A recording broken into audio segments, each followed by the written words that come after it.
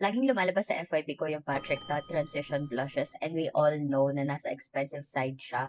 So, let's try to recreate that using only local products. I'm trying to create a toasty makeup look today and wala pa akong blush, powder products, or lip combo sa lips ko. Because again, I want to show you how we can recreate an expensive transition blush from an international product using only a very affordable local blush. So for our blush today, I will be using the Lucky Beauty blush and lip cream in the shade Rue.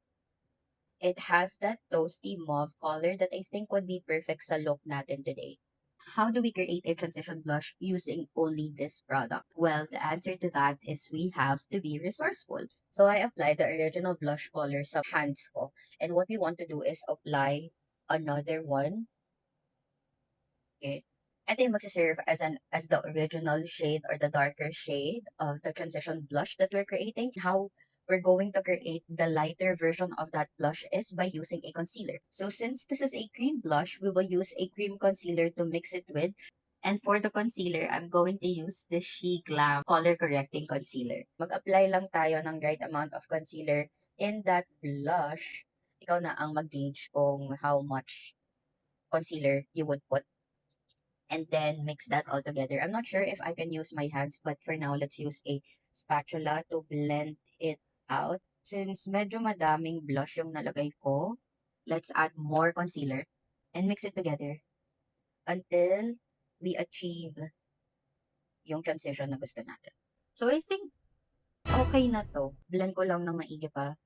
So, makuha natin yung correct pigment. So, I think na-achieve ko na siya. As you can see, hindi ko na hinalo yung part na to kasi masyadong madami yung nalagay ko na product. But you can see the transition. So, let's try to apply that sa cheeks natin. I want to start off with the darker shade. So, kumuha lang ako ng product and then dab the excess. And apply it at the highest point of your cheeks. Like so. Blend it ng maigi. Then get more. Sa other side naman.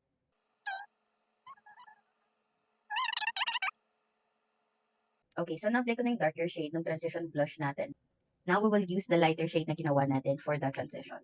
Okay, so, kuha lang tayo ng product, tap the excess again, and apply it sa part on where our original blush placement ended.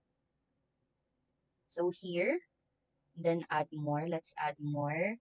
Tap the excess, and just apply it. Okay.